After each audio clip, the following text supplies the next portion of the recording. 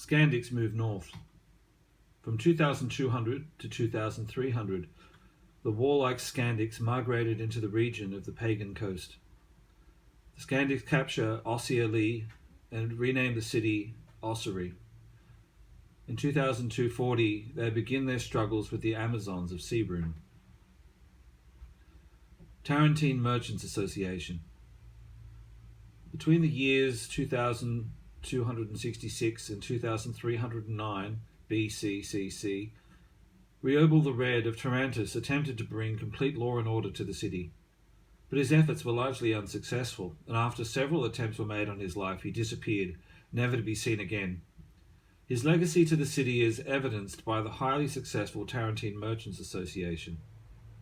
After the disappearance of Reobal the Red, Grandat, his successor, organised the skillful pirating operations that ply the waters between the city-states to this day. For a small fee, the Tarentine Merchants Association license and ensure the passage of a ship. If it is unlicensed, the pirates are free to seize the ship. The goods of the seized ship are then sold to the Tarentine merchants for considerably less than value, enabling them to make a handsome profit in the resale of the goods.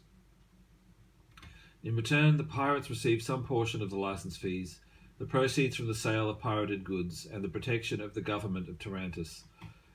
This led to Tarantus being called derisively the city-state of pirates. League of the Altanians. In the 24th century BCCC, the first League of Altanians was formed.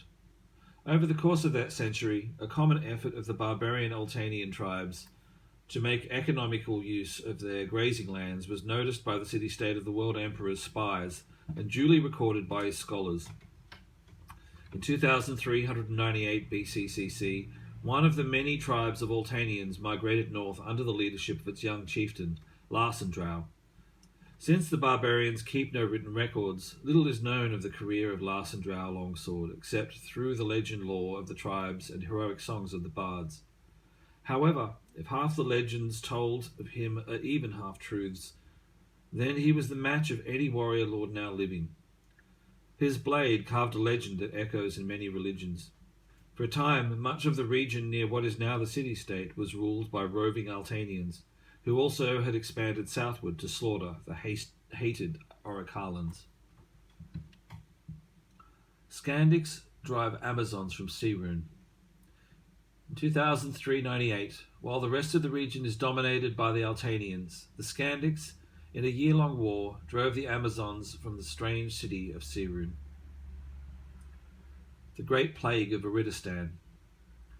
In 2490 to 2503 BCCC, a great plague struck Viridistan, slaying 8 of every 10 of its inhabitants. This was the beginning of the decline of the Viridian race from its position of world dominance, because in addition to devastating the Viridian race, which were exceptionally vulnerable to the plague, it greatly weakened the fighting strength of the vast hosts. Tula founded. In 2495, Tula, the eventual city of mages, was founded by exiled wizards. Rumours say that some of the founders were demon brood, exiled from the demon empires to the south. Regardless, all agreed that the city would be a location for all races to study the arcane arts. Tula is now home to people of all races and to the many specialized schools of magic. It is also home to the powerful chromatic wizards. The Fourth Tharbrian Invasion. The Battle of Havotia. In 2817 BCCC, the Tharbrian horde came south again, gamer than ever before. It crossed the Sharin River at Quiff, skirted the Gigabolt Mountains to the north, swept down into the south mantle of the plateau of Bendigroth. There, near the village of Havotia, they were met by 5 imperial vast hosts. But it was near sunset, and the 2 armies set up camp, preparing for a long fight the next day. The vast hosts set up camp in a great crescent, with one vast host in the centre, and somewhat isolated from the others. This proved to be their undoing, for the crafty Tharbrians' camp was only a ruse. They deserted it at midnight and attacked the lone vast host in its tents. The clamour of battle was heard in the other camps, but by the time help arrived, the vast host had already been completely crushed. Rather than be converged upon from both sides, the Tharbrians turned against one side of the crescent, and then the other, and the Imperial army was destroyed. By the time the sun rose, the Tharbrians were killing prisoners. Wild roaming of the Tharbrians. The defeat of the World Emperor at the Dark Battle of Havosha had its roots in the earlier plague because the vast hosts were never again as well trained or equipped or of such high morale as they were before the plague. After the battle, the wild men roamed at will, burning, killing, and plundering. There was no longer any army to meet them on the field of battle. The Emperor had withdrawn what was left of his forces to man the city walls.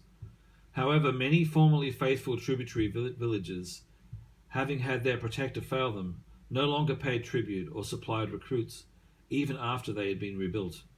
Without recruits to rebuild a sufficient army to go out and beat them into submission, or money to equip recruits or hire mercenaries, the World Emperor lost the greater portion of his power base. Viridistan itself had not fully recovered from the plague. Half the city's buildings still stood empty. When a fire struck later that year, the army was there to fight the blaze. Still, most of the city burned. It was said that a Tharbrian spy set the fire, and a great purge of the guildsmen and commoners began. At least 2,000 died in the fire, and there were 1,420 executions for treason in the ensuing winter. Thus, Viridistan itself had to rebuild as a result of a Tharbrian invasion, just as so many villages had had to do so many times. The decline of Viridistan, begun with the plague years before, continued in earnest now. Founding of the city-state. It is generally accepted that the city-state of the invincible overlord was founded on the ruins of the ancient capital city of the Orichallan Dragon Empire in 3075 BCCC. The discovery of the calendar, obelisk, and the record of the dragon kings on the obelisk confirmed that an ancient civilization did in fact occupy the site on which the city-state is built. Viridistan demanded tribute from this new city, which the overlord paid grudgingly. Founding of Warwick. The ruling faction of Warwick had been an allied group of noble families in the upper crust of the city-state society and possessed great power. In 3220 BCCC, when a coalition of these families sought to gain partial control of the city-state through manipulation of the Senate, the overlord reacted in a most violent manner and sent assassins among those families to weaken them, while tightening the economic stranglehold through the various guilds and mercantile shipping companies. Eventually, in 3227 BCCC, the overlord crushed his opposition through public humiliation and then banished them.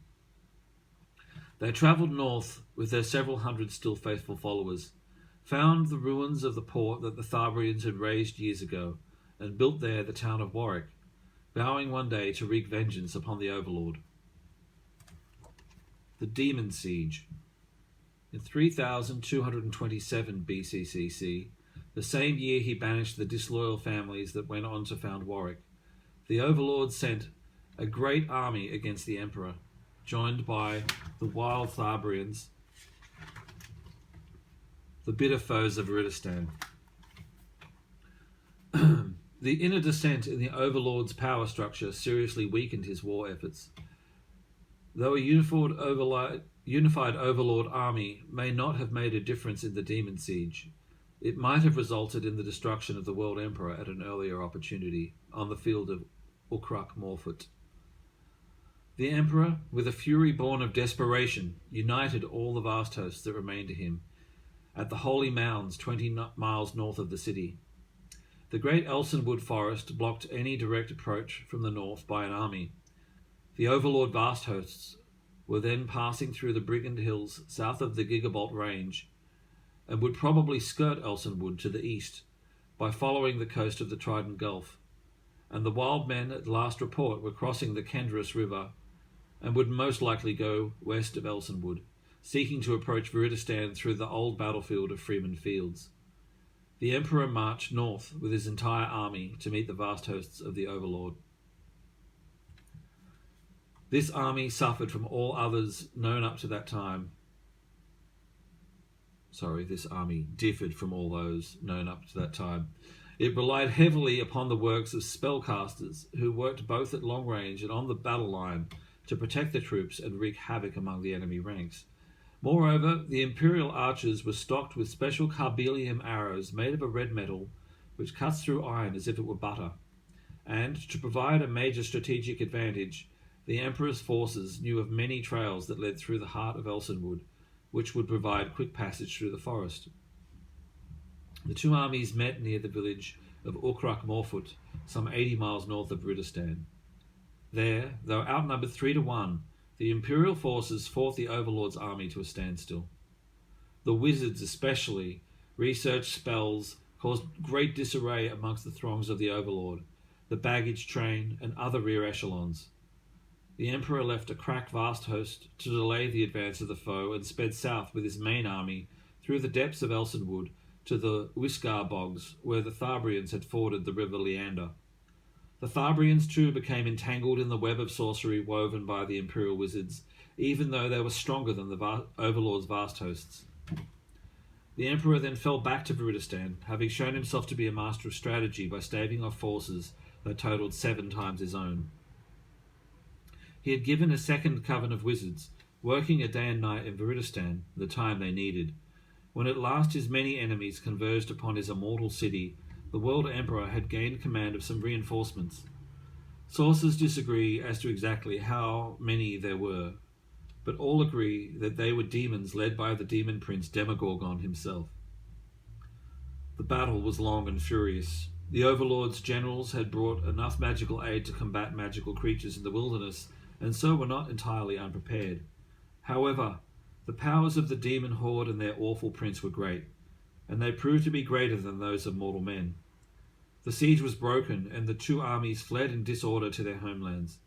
Many speculations have been made as to the exact nature of the bargain struck with Demogorgon, and what had been given to him to persuade him to such power.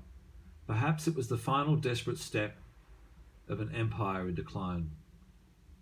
The city-state of the invincible Overlord, though it had halted its tribute to Vrudistan for a time, resumed payment of tribute, though at a decreased rate, and the Tharbrians were apparently so filled with awe and terror that they decided upon other lands as their goals, for the great invasions ceased. Only the more common, less warlike grazing tribes have passed through the land since, with the same frequency before. I'll continue in a third video.